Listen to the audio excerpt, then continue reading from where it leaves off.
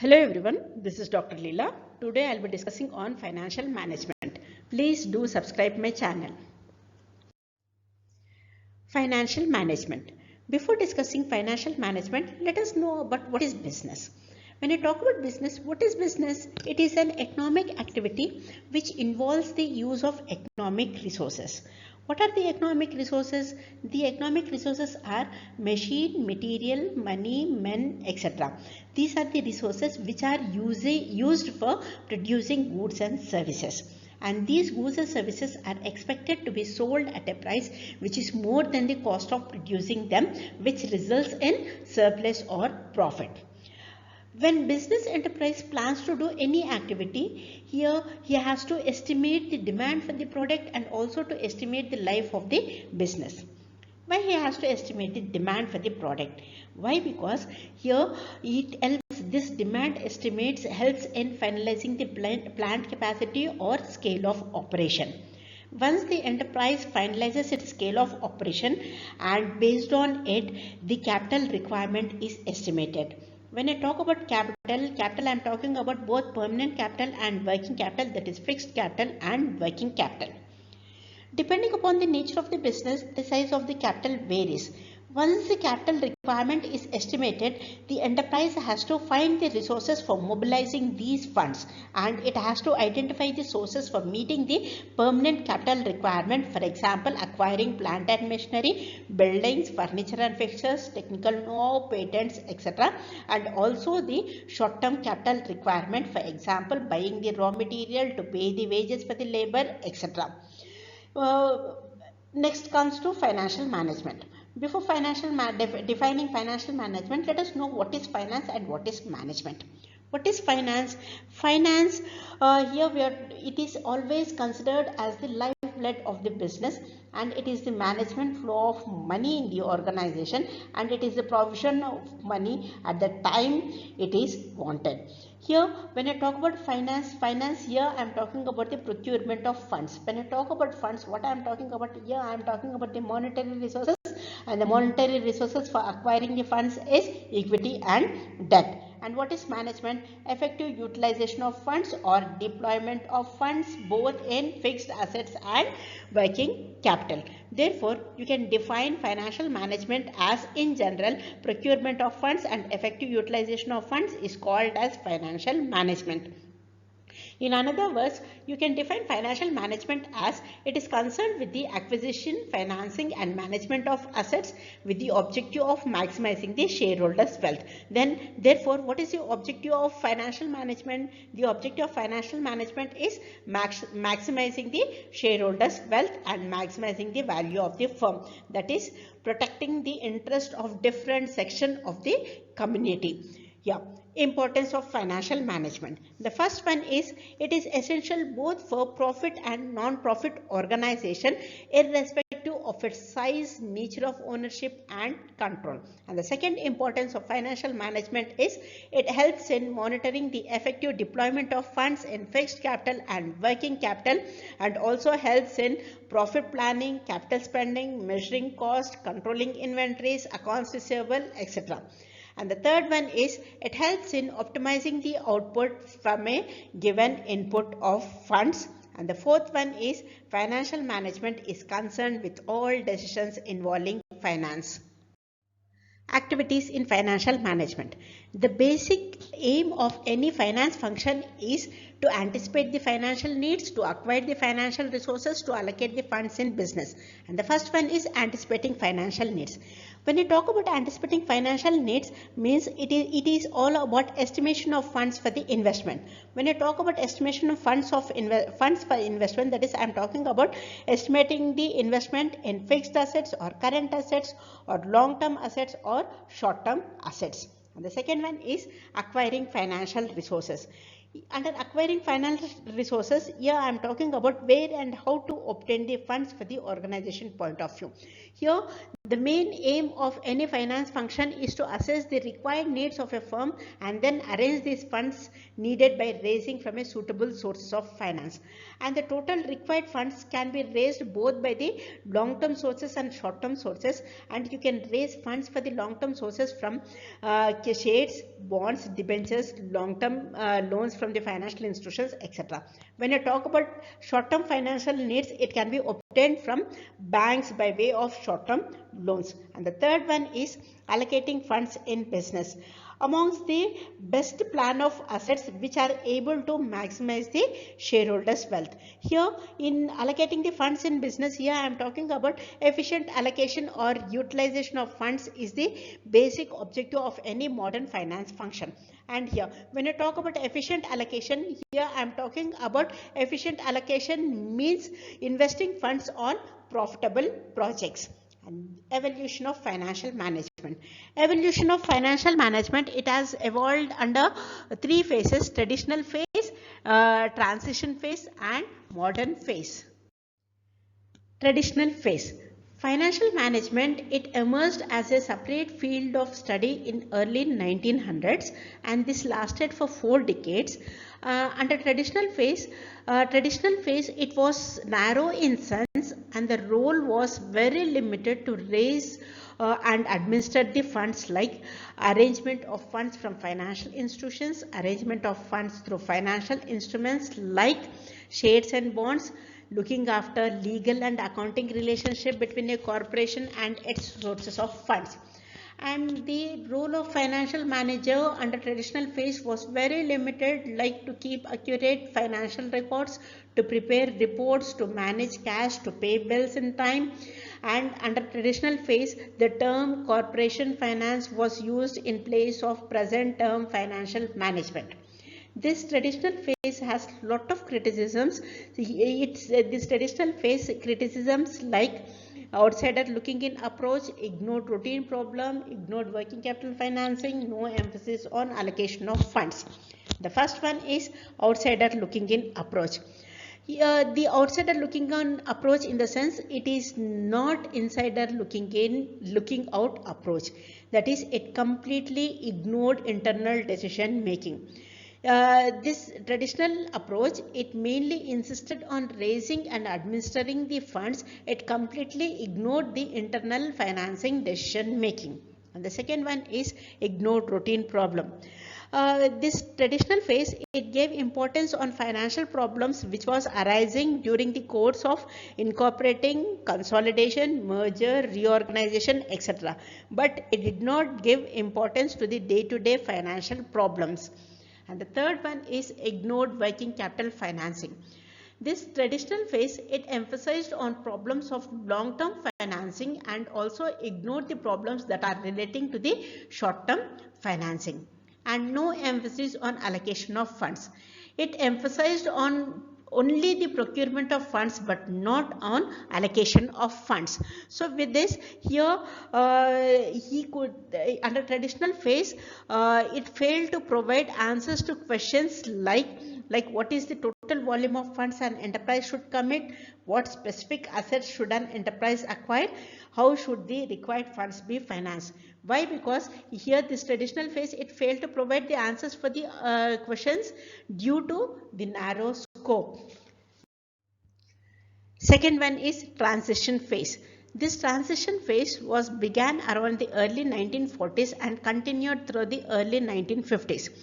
And this transition phase is similar as the traditional approach, but under transition phase, more emphasis was given on day-to-day problems. That is, it discussed about working capital requirement under the transition phase. And under transition phase, capital budgeting techniques were developed. And the third one is modern phase or modern approach.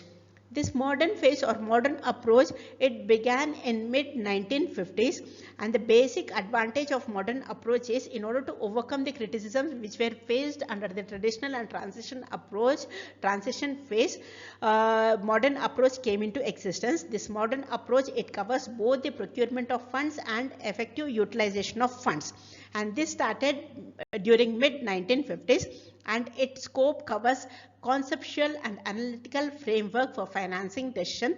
That is, it covers both the procurement and allocation of funds. And the main contents of new approach are, here it discussed about what is the total volume of the funds an enterprise should commit, what specific assets should an enterprise acquire, and how should the required funds be financed. For the questions for the questions which are under the modern approach, here it led to 4 decisions of financial management. The 4 decisions are fund requirement decision, financing decision, investment decision, and dividend decision. The first one is funds requirement decision. Here, under first funds requirement decision, it estimated the total funds required both for the fixed as well as the working capital, and this is done by forecasting the physical activities of the enterprises.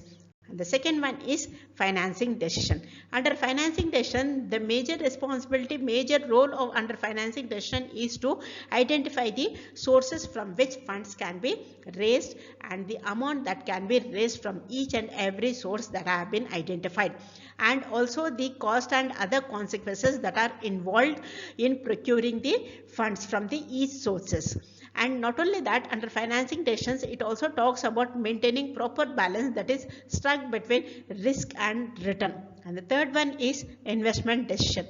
Investment decision, it relates to the selection of assets. When I talk about assets, what is an asset? Asset means any asset which is able to generate revenue, then only we will call it as asset. So here investment decisions discussed about selection of assets. When I talk about assets, here I am talking about both long-term assets as well as the short-term assets. When I talk about long-term assets, here I am talking about the capital budgeting, that is where huge investment is required. Here under long-term assets, here I am talking about yield return over a period of time in future. For example, here purchasing plant and machinery, land and building, furniture and fixtures, which yield return over a period of time. Short-term assets, this is also called as working capital management. Here under working capital management, here like you are talking about the short-term assets which can be converted into immediate cash without minimal loss, and this depends on the credit and inventory policies. When I talk about credit, here credit I am talking about the growth in sales, and inventory policies, when I talk about inventory policies, here I am talking about the policies which are related to the production and market trend. And the fourth one is dividend decision.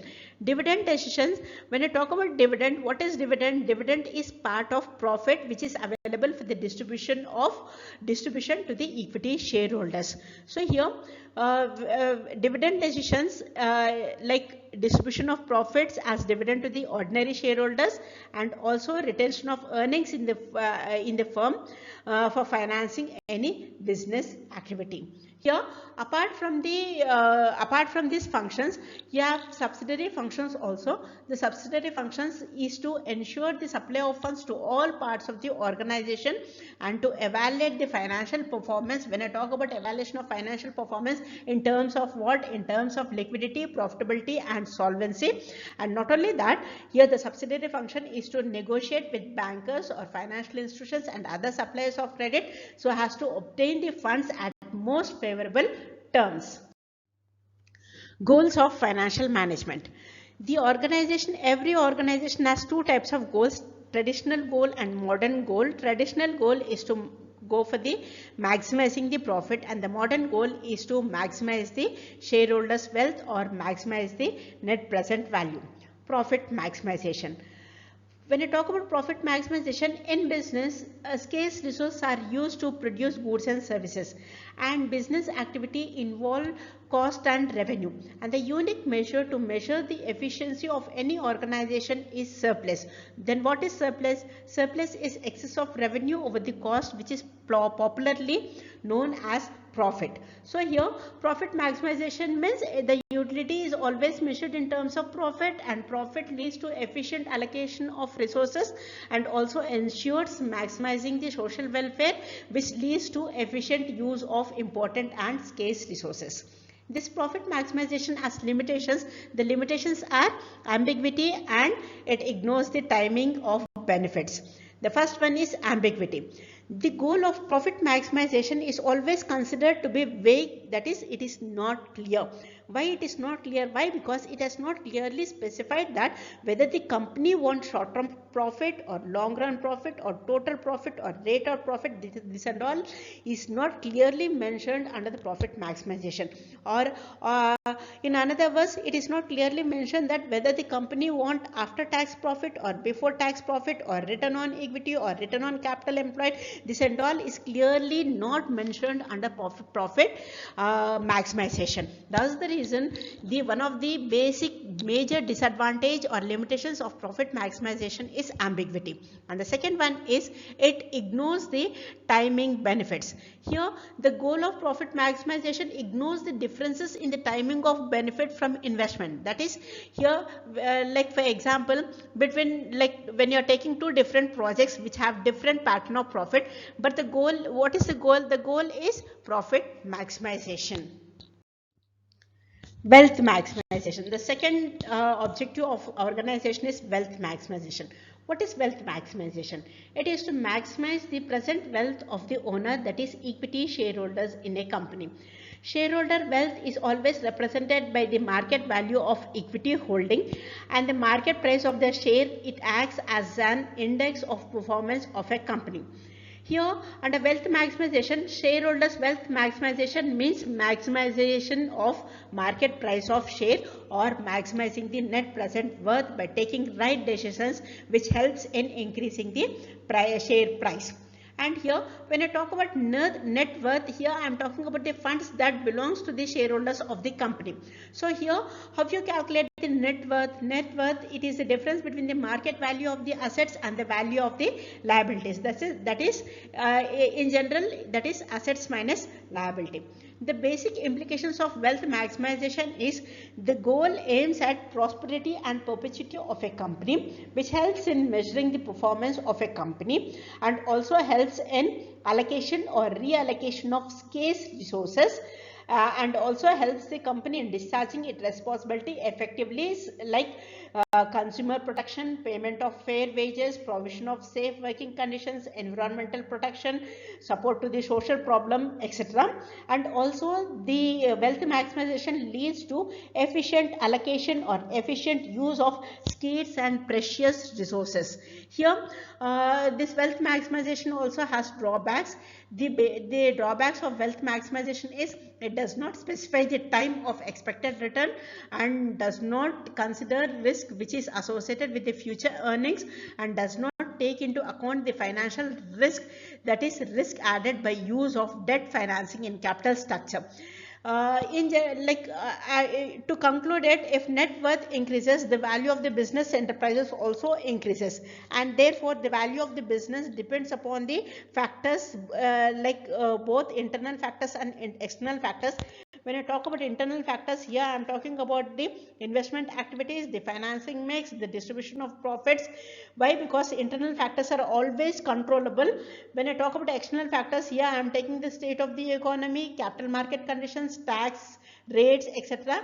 And when I talk about the external point of view, these are the factors which are not controllable, which are uncontrollable. Therefore, value of a business, it is a function of investment, financing and distribution of profit. So in general, profit maximization is maximizing the rupee income of the business, whereas the wealth maximization, it refers to the maximization of the market price per share of the company.